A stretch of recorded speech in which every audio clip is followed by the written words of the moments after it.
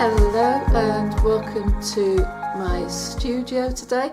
I'm Jane from Loopy's Place, and I just wanted to follow on from the nearly live video, episode 3 that I put on last week, talking about recycling, using up scraps, and having that sustainable attitude when it comes towards our sewing. I know lots of you will be a home sewer, so that you'll be working within a budget. Here in the studio, as doing it as a business, there seems to be that need to be aware of the ecological impact that what I do and what I teach others, that becomes part and parcel of it. From an educational point of view, sustainability is one of the core subjects that they expect us to teach within the adult community and further education here in the UK. But it's something that I've always been mindful of. So you can see behind me, I do have new fabrics here. I do sell new fabric. A lot of you will have seen that in the community classes that I do a lot with recycled fabrics. Actually down here, this was the latest donation that I've had. That's full and very heavy of fabrics that I can use for recycling. Some of it I will be using for classes. I haven't looked at what's in there. There will be probably some clothes for my grandson being made out of it, probably some tops or dresses out of some of them as well. So I have a mixture. Now when it comes to these new fabrics, once I sell that on, that's the responsibility of the person that buys it. But when I'm using it for projects here, I like to make sure that I'm using as much of that fabric as possible. As I mentioned in that video, I'm just going to turn you slightly. See on this shelf here all these baskets. So those have all my scraps in. So I do have a system that when I've finished a project, the folded bits of fabric left over will go into a separate storage bag, and they get used for projects that only need small pieces. So like this morning I did a beginner's class and they were making zip pouches, so I used some of those smaller pieces from the other bags to use the fabric for that.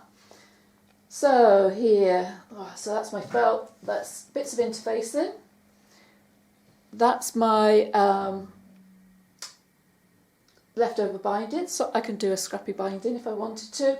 Got some strings, and then I go from 2-inch squares all the way up to 6.5-inch squares, and they're there to be used. And actually one of the projects that they were used in, I'll show you. So this isn't mine, this is one of my students. She wants to make a quilt for her bed. She's not done a quilt before. She's done a quilted table runner. So she wanted a bit of a practice to do some different ways of quilting. So we've done like a sampler, quilt as you go. And she's made up 9 blocks and done different quilting on each of them. And they're all come from my scrap basket. So I think these were 4.5-inch squares. And I tell you what, it was empty when I did that, or almost empty. So it was really good. However, that's beginning to be filled up again. But I've been doing a project using up some of my 2-inch squares. Hasn't even touched the size, so that would be another one. Also started using up some of the strings as well. But the more scraps you seem to use, the more you get. Now, bring you over this way back again, because I'm talking about this project behind. I was cutting up fabric, cutting into 2-inch squares, and this grey here, I had quite a bit of those, and I just suddenly thought they will make a nice fall patch. So I went in and raided the 2-inch squares, and I've made a fall patch with them.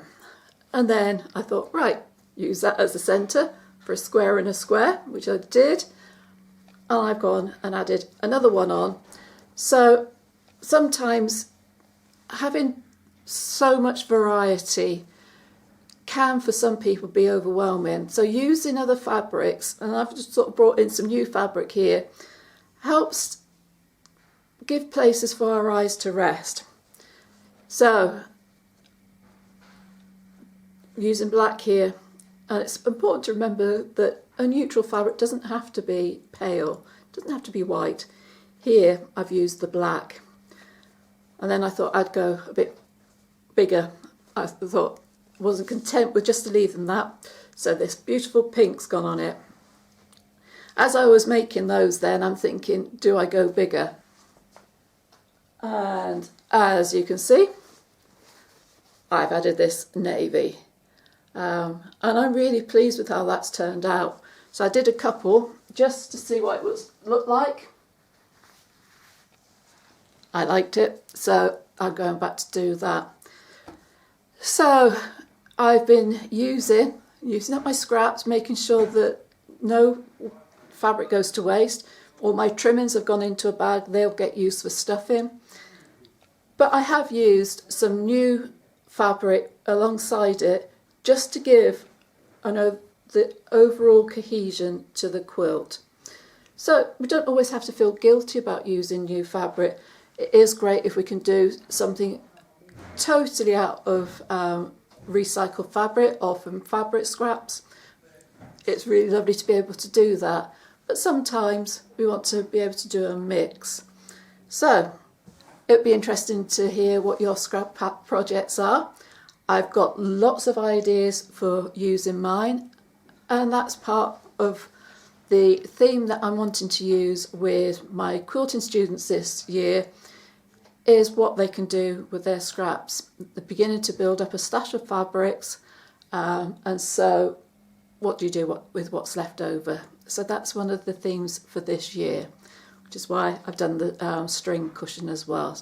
So that's gone into the club members area on the website.